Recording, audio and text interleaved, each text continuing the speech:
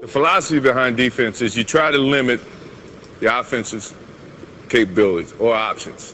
When I'm playing defense, the first thing I try to notice is some of the weaknesses of the offensive player. And noticing, I look at his tendencies. Does he like to go right? Does he like to go left?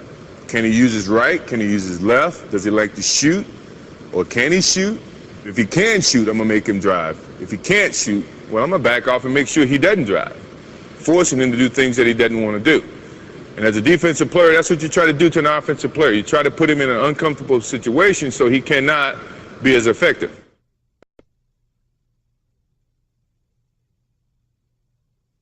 A good stance, and you got many ways of coaches trying to teach players how to get into a good defensive stance. What I was always taught, is to try to be shoulder width apart.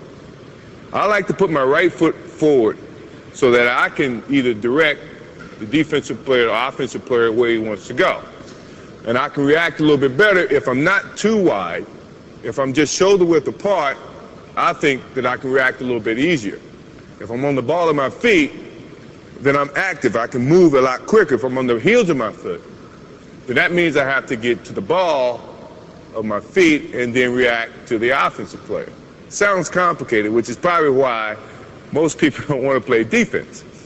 Now, if I know the offensive player cannot go right, then I'm going to try to force him right. So I'm putting my right foot forward, giving him the direction in terms of where I'm trying to force him, and preventing him from going the way that he probably wants to go, which is left. Now, if my offensive player wants to go left, then I am going to try to force him totally opposite of where he wants to go. So I'm going to force him right. If he wants to go right, then I'm going to force him left. So that means I have to put my left foot forward and influence the offensive player to go this way. If I'm guarding the guy at the center of the basketball court, because my reaction is a little bit better going to my left, I am going to put my right hand or my right foot forward, forcing the offensive player that way. Now, in terms of your hands, what do you do with your hands? A lot of coaches say your right hand is going to be mirroring the basketball. So if the offensive player is starting to look for a pass, you, as a defensive player, is going to sit here and mirror the basketball so that you can kind of deflect the basketball and not give him a direct passing lane to the offensive player or his other offensive player.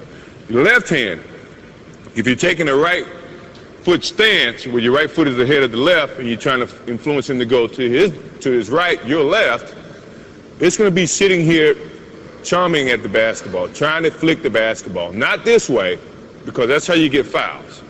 If the offensive player is there, you're mirroring the basketball and you're doing this, trying to flick the basketball loose. And if you're coming from underneath the basketball, you're not as opted as to foul the offensive player coming from underneath as you are coming from over the top. So they teach you to keep your hands here, mirror the basketball, don't give any passing lanes to the defense.